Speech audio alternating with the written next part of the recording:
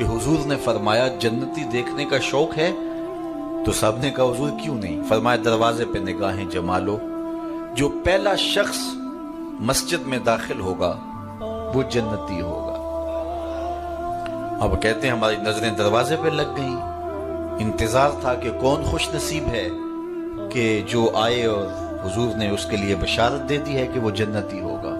ایک بوڑھے بزرگ آئے، تازہ وضو کی وجہ سے ان کے آثار وضو چمک رہے تھے، داڑھی پر تازہ پانی کے آثار تھے، جوتا انہوں نے بائیں ہاتھ میں پکڑا ہوا تھا اور مسجد میں داخل ہوئے۔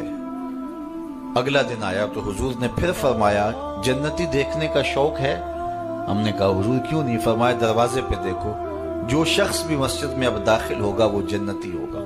ہم نے دیکھا تو وہی بزرگ تشریف لائے، تازہ وضو کے آثار چہرے پہ تھے، جوتا بائیں ہاتھ میں پکڑا تھا۔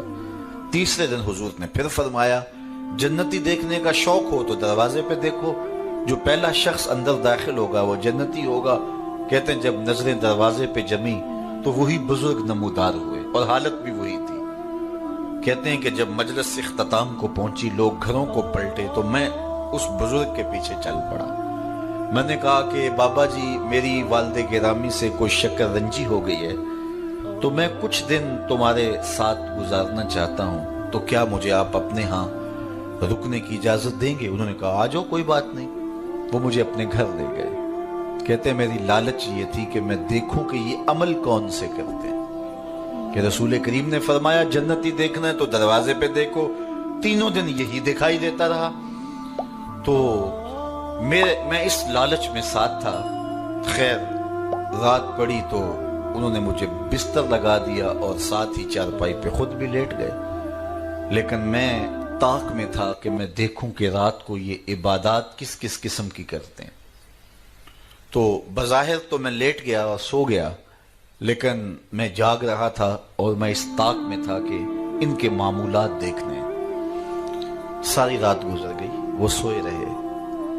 ہاں ایک عمل میں نے ان کا دیکھا کہ جب وہ کروٹ بدلتے تھے رب کا نام لیتے تھے، اس کے علاوہ کوئی معمول نہیں تھا۔ صبح اٹھے، میں بھی اٹھا، فجر پڑی، سارا دن معمولات میں گزرا، باغ میں گئے، گوڈی کی، کھجوریں توڑی، جو بھی معمولات تھے، ظہر پڑی، کھانا کھایا، دوپہر عصر ہوئی، مغرب ہوئی، اگلی رات ہوئی تو پھر میں طاق میں رہا۔ شاید کل میری وجہ سے اپنے معمولات انہوں نے ترک کر دیے ہوں، تو جو عادی ہو تو ایک رات تو اوکھا سوکھا ترک کر لیتا ہے تو اگلی رات اس کو پھر مشکل ہو جاتی ہے، تو آج تو اپنے معمولات پہ آ جائیں گے۔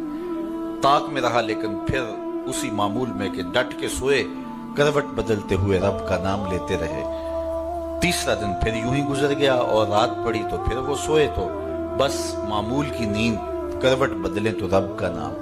جب صبح اٹھے، ناشتے پہ بیٹھے تو میں نے کہا میری ابا جی سے کوئی لڑائی نہیں ہوئی تھی، میں صرف اس لیے آپ کے پاس آیا تھا کہ میں دیکھنا چاہتا ہوں کہ آپ عمل کون سا کرتے ہیں، کیونکہ رسول کریم نے ارشاد فرمایا کہ جس نے جنتی دیکھنا ہے دروازے پہ دیکھو، 3 دن آپ ہی دکھائی دیتے رہے۔ تو میں یہ دیکھنا چاہتا تھا کہ آپ کے معمولات کیا ہیں، لیکن شاید آپ نے میری وجہ سے اپنے معمولات ترک کیے رکھے۔